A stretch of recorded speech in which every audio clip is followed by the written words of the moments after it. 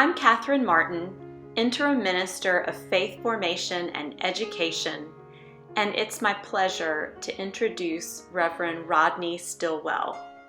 Rodney has served as the Senior Chaplain with the Forsyth Jail and Prison Ministry since 1985.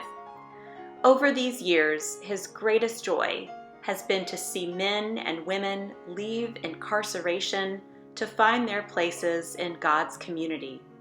He is well known at Knollwood as a potter, teaching in the Arts and Hearts room of the WCC. He is married to Beth, who retired as the curriculum coordinator at Vienna Elementary School. They have 2 children and 3 grandchildren. Recently, I spoke with Rodney about grace, the giving and receiving of grace, and what grace looks like in jail and prison ministries. We are doing a series this Lent on themes, spiritual themes that are coming up in our Lenten devotional. And this week we're reflecting on grace. And I've invited Reverend Rodney Stilwell from Knollwood, of course, to be with us to reflect on ideas of grace and forgiveness as we journey these weeks toward Lent. So, Rodney, this is an encore guest appearance. You were on a Zoom with me about this time last year, maybe a little bit later.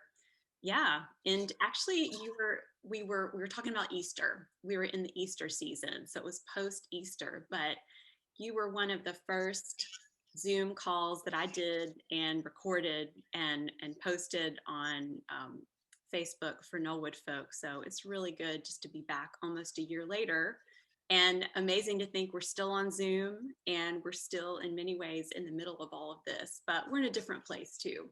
We've learned a lot. It's come at a cost, hasn't it? Yeah. It's come at a cost, and we've learned a lot over the last year. But last year we were talking about Easter, and this year we're talking about, well, something that's very important to Easter, grace. But I would love first if you would give us a brief update on how are things at the prison? How are things in your work right now at this point in the pandemic? Well, I think our world at the jail and the prison is a world that is often out of sight and out of mind from mainstream people, and I think that's gotten our world, all of us have gotten a little more, I would say, self-centered, not in a totally a bad sense, but in having to be more focused on things that we used to take for granted, our own safety, our own lives, and we've kind of burrowed in and created some walls, whether it's a mask or our own staying in our own homes or our own cars, our own world a bit more. And so I think our world at the jail and the prison and crime and violence and stuff is a little farther on, it has taken another shelf back from the thinking of most of us and the life of most of us in the community. Fortunately, it's always a little bit of a back shelf because most of us aren't involved with crime and violence and punishment and courts and that kind of stuff on a day-to-day basis. It's a different world, and now it's taken a kind of a step farther back from our center. I think there at that place, at the jail and the prison and our local facilities, several things have happened. One is every time we've gotten comfortable with kind of the status quo, it's changed. It's been a shifting thing, which has kind of made, as a moving target, it's been harder to kind of focus and hit on what the rules are now and what we can do and can't do. We started we started cutting back visiting, and we were allowed to Zoom visit, and then that got shut down. We were allowed to have partial restricted visits for 15 minutes. So these were with family members and offenders, and then that was shut down.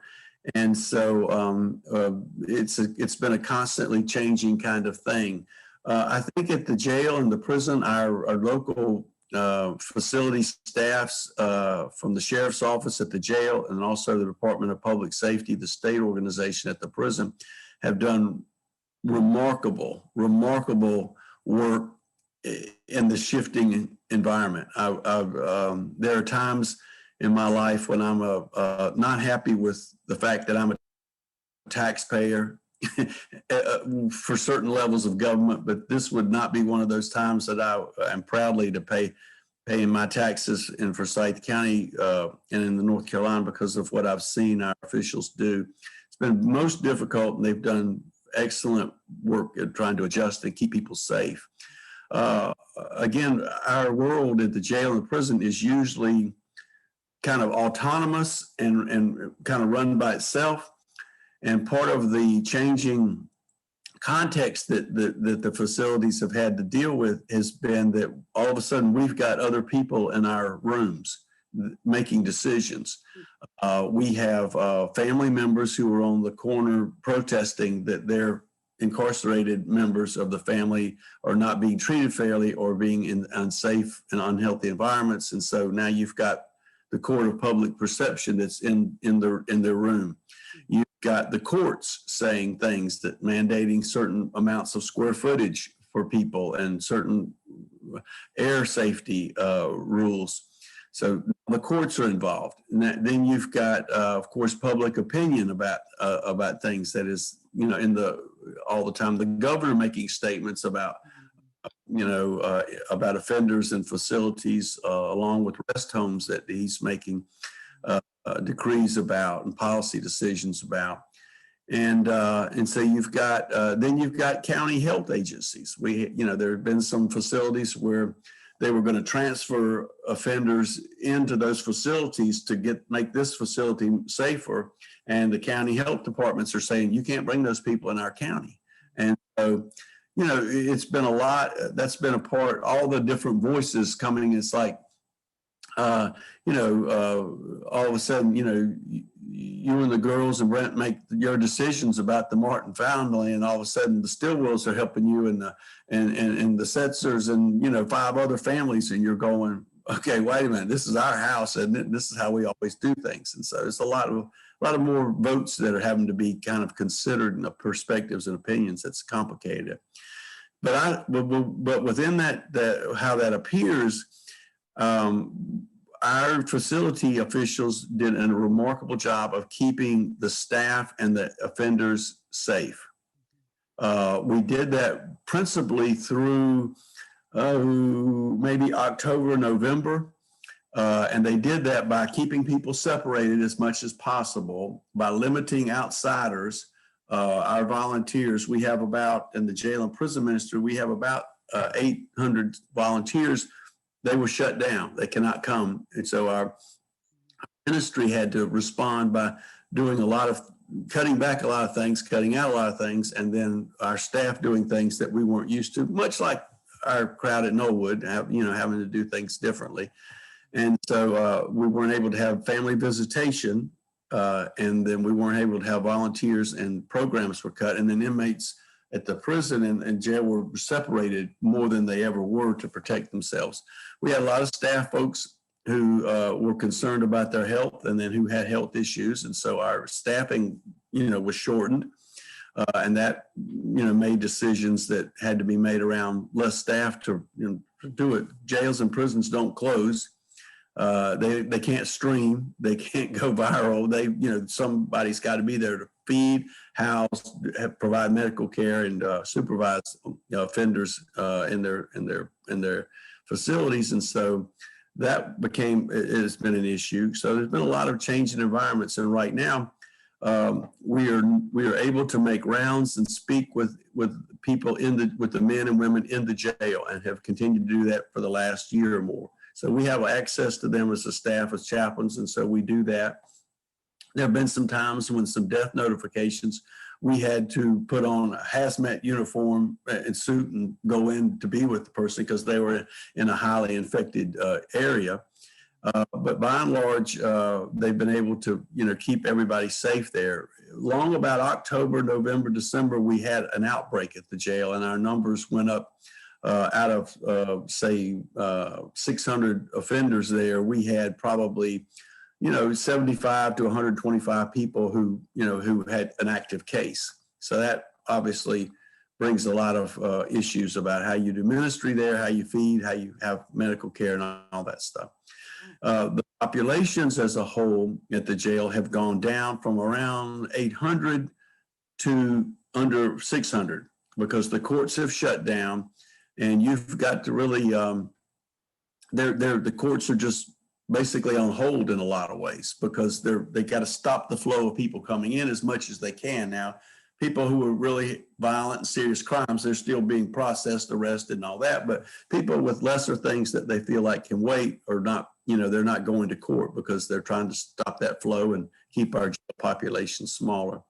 At the prison, we've been able to utilize this medium, Zoom. And so we have our own Ted Philpott is teaching classes with one of our courses through a Zoom, and our volunteers are able to do that. We've had pastors appear and give devotions and do things with Zoom. And so instead of everybody coming at one time, we have all of our 4 housing units who have to come. So we have 4 church services on Sunday. I taught 4 Bible studies this week. So we have to do that because so instead of having 75 to 80 men for a service, you're having 15 to 20 because it's a smaller group. So it's a different feeling and setting, but we've adjusted and done that. And that's pretty much where our folks are. And we're, at the prison long about, we made it great. We had no cases. We tested regularly. And then right around Thanksgiving, it blew up. And out of 240 inmates that were there, we had over 100 cases. And so it was pretty severe. We had church. We did not have candlelight services for church. I give out gifts for church. We didn't for Christmas, we did a lot of things differently outside, with distancing that we were able to do and kind of celebrate. Instead of having an Advent study, we handed out Advent books and encouraged people to read them and do them on their own. So we had to kind of adjust around it. It got really bad. The most severe restrictions we had were from Thanksgiving until maybe the first week of January. Yeah. So things are beginning to open up now, begin to get back to normal. Where they're continuing to test at facilities, and and hopefully soon they'll be able to. They're beginning the initial stages to share the vaccine. That's voluntary for guys to do.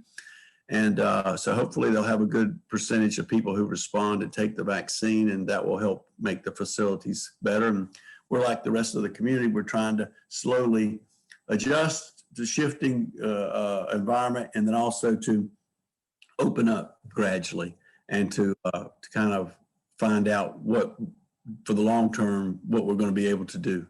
So that's how it's been at the jail and the prison. Yeah. Thank you for that update. And we are all, no matter what institution we're a part of, right? We are learning as we go and making decisions based on the information we have at the time and living by faith, for sure. Well, this week it's like flying an airplane as you make it. You're making it, flying it at the same time. So it's an interesting year. That's right. Well, this week we're talking about grace. And I immediately thought of your ministry at the prison, at the jail and prison, just as a place where you must have encountered questions about grace, about God's grace and the grace that we receive from God and from each other. So I just have a feeling that in your work experience and in your life experience, you've touched on this topic many times.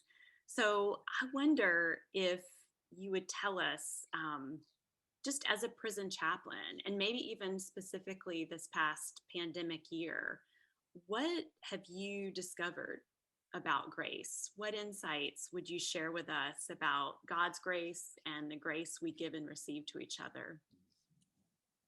Well, I guess from my own life and also in service in the jail at the prison, there's been a lot of things, I guess you could say, most of them in stories and lives that you see with people. as opposed to kind of reading something or hearing something. You kind of, it's kind of like going into a room that you don't know where the furniture's set and the lights are off. So you kind of bump into this and feel this and kind of put things together. But I think for me, the hopeful thing of it, that I really believe that that many churches overlook is the cost of brokenness. The cross is that we have a cross hanging from our sanctuary, and that is a brutal reminder that that the crosses that we wear around our necks, or adorn our walls, are not friendly, sentimental gifts from Hallmark. That this is a sign of brokenness and of death, of violence, of blood. And I think there are certain churches and certain themes that remind us of that, what we don't really want to bathe in and to hear, and that we try to keep from our children. That there's a brokenness and an injustice, a sinfulness, a pain, a blood of the world and of the human existence that we live in. Certainly in the South, we have our own version of it, but it's a universal thing. And when you're in the jail and the prison for a short or a long period of time, you're awakened to that. We had one of the chaplains I worked with for many years who was really unflappable. I'm up and down. I get very mad and very happy, but he was pretty much even and placid. And he came downstairs, and I was on another floor one day, and he was just really jacked up and upset. And I thought, what in the world that has gotten him like this? And he said, I can't talk. And so a couple hours later, he comes back. He says, I can talk now. And he says, I've never been so hurt in my life. I've never been so mad in my life. And I said, well, what happened? Well, this was the old jail, Catherine, where we had bars. And now we have walls and, thick glass that separate us at the jail. But in those days, it was just old-fashioned bars. And there were 7 men in the cell.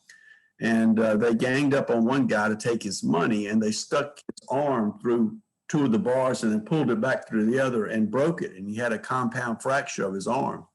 And so the chaplain got there right after this incident happened. And not long before that, he'd had Bible study with these same guys. And then he saw this grace work in them, and then this pain and brokenness. And he, until the medical team came, he was there holding the guy's hand and comforting him and talking to him and dealing with the blood and the pain and the bruisings and all this stuff. And it just really, it worked on him.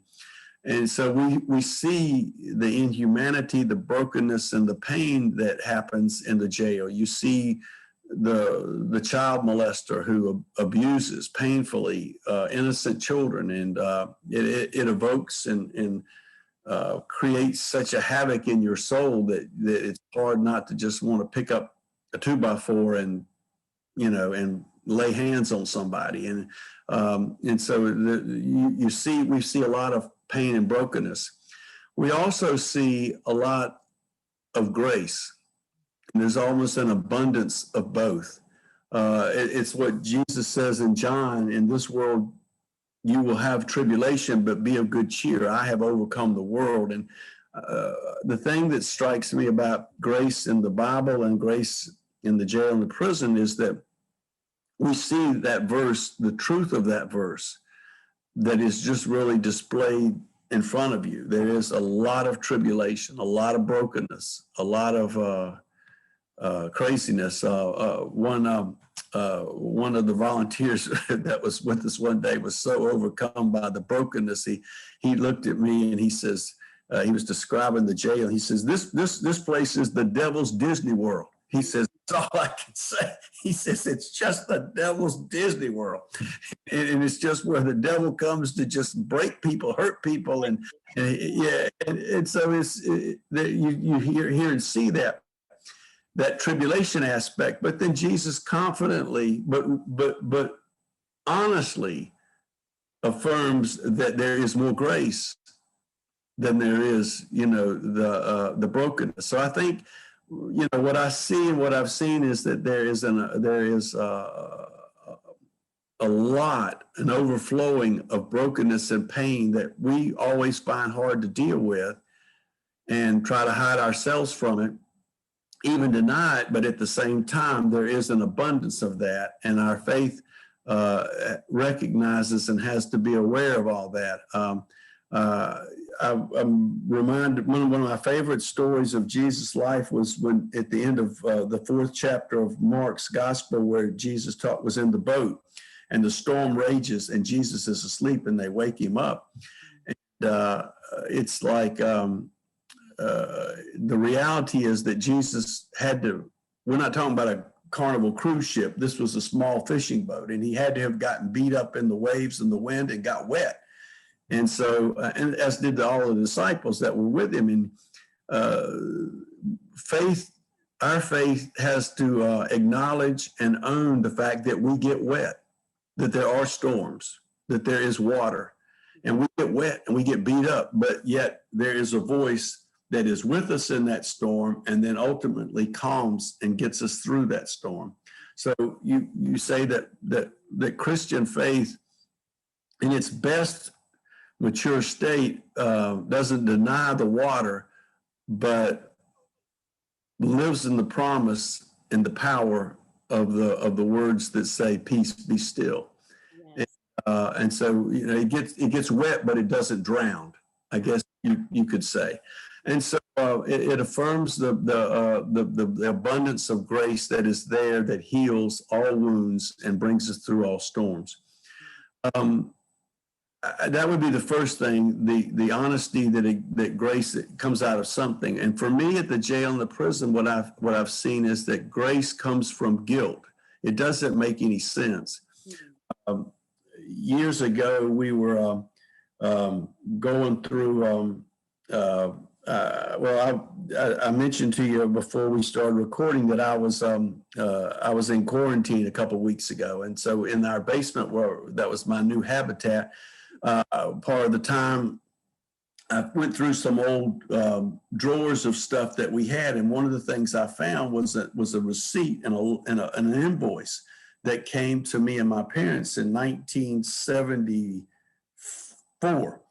And it was from a lawyer in Greensboro where we lived, and it was an invoice for his services. And his services at that time, for this invoice that I paid him, was for my legal services as he represented me, and had the list of the charges that I faced. Well, I hadn't seen that for a million years, and but I remember how we first found it. It was when my mother died 20 years ago, and my nephew, we all took mother's house on as a project, and we divided up the rooms, and my room was the bedroom and my niece and nephew's room was the dining room. And so everybody had to go through things and decide what we were going to throw away, what we were going to keep that were from my mama's belongings. And I walked in, my role was to go around to different rooms and kind of check on everybody from time to time, see how they were doing, make decisions and, about things. And I came into my niece and my nephew who were in the dining room, and when I walked in, I had the feeling that you've done before. You walk in the room, you miss something. Either they were laughing about you or they were hiding something. You don't want to see this with your kids, but you do it every once in a while, and they go, they just swallowed something, and all of a sudden you realize you walked into something. I said, "What's the matter? What's the matter?" And they, sheepishly handed me this piece of paper. It was the invoice that I found last week in this box of memoirs and stuff that I had kept, and it was the invoice. And my niece said, "We found this," and her eyes were real big, and she says, "What is it?" Well, it was a list of the felony charges that I had and what I'd done and how the lawyer represented me. And I told her, I said, "I have always told you I got delivered by God from some stuff. This was the stuff that I got delivered from." So grace always comes and is tied and comes out of guilt. And so I've learned that grace doesn't come to our lives from an ivory tower. It comes in the midst of crap, of dirt, of junk, of sewage and sludge that is the wreckage of brokenness from just human existence or from poor decisions or all the above mixed together. And I think our grace comes from our guilt. And I also have found in my life, as well as in many others, so many of our volunteers and many of our people who work with us, ex-offenders who come back and do things, that grace gives way, that the misery of brokenness gives way to the ministry. And what that I have found in the jail and the prison, that I see this in the greetings of Paul in the second letter to the Corinthians, where he says, I welcome you, I greet you in honor and comfort of Christ, whose comfort comes from us that we might share it with others. And so our ministry comes out of the misery that we have. Our guilt, our grace comes out of our guilt. And I see this in the lives of people who are incarcerated, who come back, or while they're even incarcerated, their own brokenness has given way to a new wisdom, a new experience of grace, and they're able to share through that reconciliation in ways and give and bless others in ways that came to them in their brokenness. And so I think let me ask real quick. So guilt, I'm just wrapping my mind around this. Guilt is that feeling when we honestly take responsibility for the things we regret, like the wrongs that we've done. And we say, what I did, what I said, what I didn't do, what I didn't say was not right. And I feel guilty about that. I acknowledge my responsibility. I think so. And I think this is the role, so many of us get polarized or see this in a dualistic binary way, that the cops are either the good guys and the criminals are the bad guys, or vice versa. And it's really we all have different roles. I mean, I'm a big basketball fan. Our team has to have a coach, it has to have boosters, has to have somebody that builds the Coliseum, and you got to have people who make the uniforms. It's all a part of a team. And the police are the ones, they're the John the Baptist, the law enforcement, the judges. Those are the folks who say that crap doesn't float. You can't do that. This is wrong.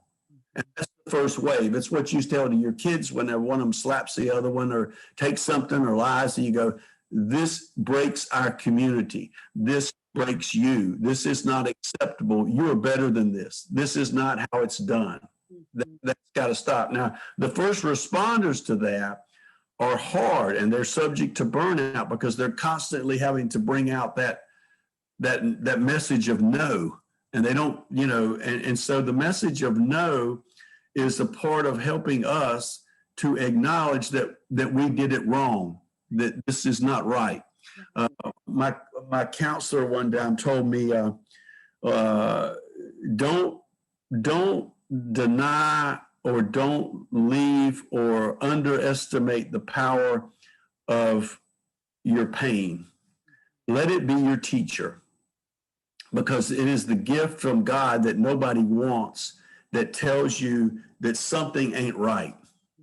It's the nerves in your hand that are on a heater that if you don't move your hand off the heater, it will burn the flesh. So it's not fun. It's not painful. I mean, it's painful. It's not fun, but it's that first warning that says there's an injustice. Something's not working that's supposed to work, and we've got to attend to it. You got to deal with it. And that's the acknowledgement of, Paul said, the law or your spouse hollering at you about why you didn't do this or you did do that. It's that, and so we're so, as people, flexible and adaptive that we find ways to deal with that, and often avoid it or minimize it, but we've got to experience that. And that's a part of grace. That's a part of forgiveness. It is the acknowledgement. It's the first step in AA that I'm powerless. I can't do anything about this. I've screwed up. I got no control. It's wrong. And that's always the first step. And law enforcement in our neck of the woods, law enforcement always gets a bad rap for that. But I've had so many guys in the jail and the prison over the years who've told me they have a phrase, I didn't get arrested. And the first time I heard it, I'm thinking, oh, really? What the heck are you doing in that uniform in this facility? You didn't get arrested. They say, I didn't get arrested. I got rescued. And they're able to look back. Of course, it was no fun at the time. Nobody loves handcuffs, and nobody loves having your worst moment in life become, a matter of public record and put in the newspaper. But it is a way of saying that there was a redemption in this. This counted for something. This now I can see, and I'm grateful for it, because I was heading toward greater destruction. And so I was able to deal with this, or this was able to deal with me when it was a nickel. It could have cost me $1. Yeah. And I think that's the first step. So I think for me, grace is a process, often seen clear in retrospect as opposed to the moment. It is inextricably mixed and bound with judgment. Our grace is our judgment, and our judgment is our grace. I think of Cain and Abel and the mark that we learned about in Bible study, that the mark of Cain was showed that God had saved him and spared him, and that other people could not kill him as a result, but yet it was his mark of what he had done. Right.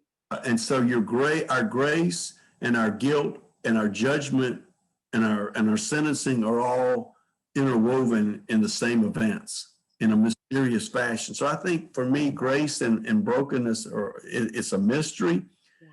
It unravels. It's intertwined together.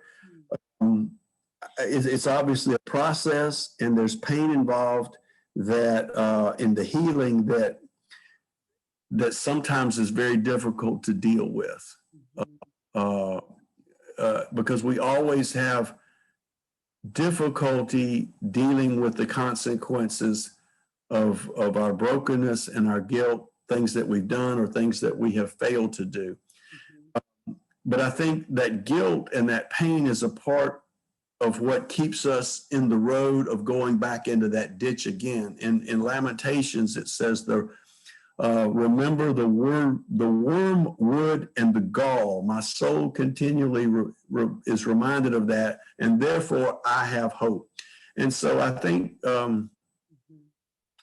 our brokenness is a reminder that it's never fully taken away. Our forgiveness never fully leaves our mind. It's a reminder that grace is there, and a reminder maybe not to make the same decisions and react in the same way, and to see the things as we did before that led to that brokenness. Right. Our brokenness can help us choose differently in the future if we're willing to take an honest look at it. And I think, like you said before, believe by faith that there is more grace ultimately than brokenness. I think that's the cross to me, that there's ultimately more grace than brutality and brokenness. But we can't, like you said, we simply cannot ignore the brutality and the brokenness.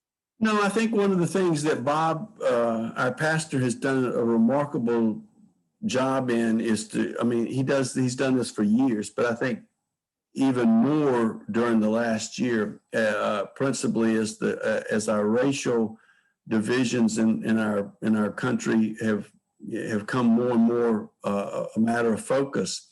Bob's done an excellent job in trying to help us to deal with that and understand that. And I think it's a great example that there's a part of forgiveness and grace that have to acknowledge that something happened. There's a Me Too element in the healing. Yeah.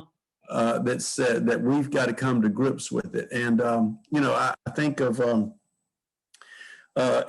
the gospel the story of the man with the withered hand who came to the synagogue to worship repeatedly. Well, there were laws and rules about someone with a not being whole coming into the synagogue. And so he obviously would have had to have hid this thing somehow. If it had a withered hand, they wouldn't let him in. So it was in everybody's best interest for him to hide that wound. And then Jesus says, stretch it out. Yeah. And the stretching it out was a part, but then before it got healed. So I think he had to come to grips that I believed that my coping mechanism of hiding it allowed me to continue to go to work and to function. But I had to come to grips and look at my wound before it could be healed. And I think we have to acknowledge that. And I think that's a sequential step in the process. You don't get healed unless you first get to the doctor. One of our family's favorite stories that they remind me of years ago, it was Christmas Day, and my daughter and I were playing around a little bit instead of, as my wife is quick to remind us, helping her load the car. And I slid down our stairs and broke my hand. And of course, when I got up off the ground with this hand, it started to swell. And of course, of all people, my wife was standing looking down at me as I was there. And she said, "You're going to need some help with that hand." I said, "My hand's fine." And then she said, "The next thing, you're going to need ice on the hand." I said, "My hand's fine. You're going to need a doctor," and it went on. And at every step I hit it and lied about it until the hand was as big as a basketball. And I was sitting in the emergency room at the hospital to get it fixed. And so we all try to hide the brokenness, but the healing starts when you get through that, and that you have to come to grips that we need a savior because we need saving. Wow. And we need a physician because we're hurting. Right. And it's universal. I mean, every single human being has a withered hand that they need to stretch out into the light and see for what it is. And every nation does too. I mean, right now we're reading in the racial justice book group, The Cross and the Lynching Tree by James Cone. And it brings to light the horrible brutality of the practice of lynching in this country, and connects the relationship between the cross as an instrument of brutality and the lynching tree as an instrument of brutality, and that both are ultimately mysteriously covered in grace, but at the same time, the grace doesn't cancel out the incredible brutality. But the point of the book is for us, particularly white Christians, to extend our withered hand of that history of lynching that was justified by many white Christians as just part of what white people needed to do to maintain law and order. Anyway, that's beside the point in some ways about all this, but I'm just really struck by that we have to bring that out into the light. We have to have truth before we can have reconciliation. I think that's a part of it. And I think this is getting back to where I started when we were talking in the beginning. This is what that cross means. We do everything we can. We put it on our coffee tables. We hang it on our walls at home. It's an adornment around our necks, but it's a symbol of pain and suffering and brokenness. And that's the irony of it. And a part of the explanation as to why we domesticate it so much is because it is so scary and so threatening and so intimate and so violent, but also it's the first step of reconciliation. And it's, there's an old saying, you can't avoid Friday's crucifixion and get to Easter any other way on Sunday. It's got to go through Saturday's darkness and separation, and it's got to go through Friday's brokenness and Thursday's abandonment, and the list goes on. And so a part of justice and a part of healing in every relationship, between you and your dog to societies, is an acknowledgement of the suffering and pain. And I think it's a part of God's wisdom that we have to go through that So, and it is all we've got as a part of a hope for the future to say, I have been bathed, steeped, tsunamied with the pain of this. But hopefully that inoculates us and guides us from repeating anywhere near that same situation again. And I think that's a part of the wisdom of that participates, the brutality of it participates in the overcoming of it. And they're tied together. So our grace happens over time. It's tied to our guilt. It's mixed in a way that our judgment and our grace are all a part of the same event, and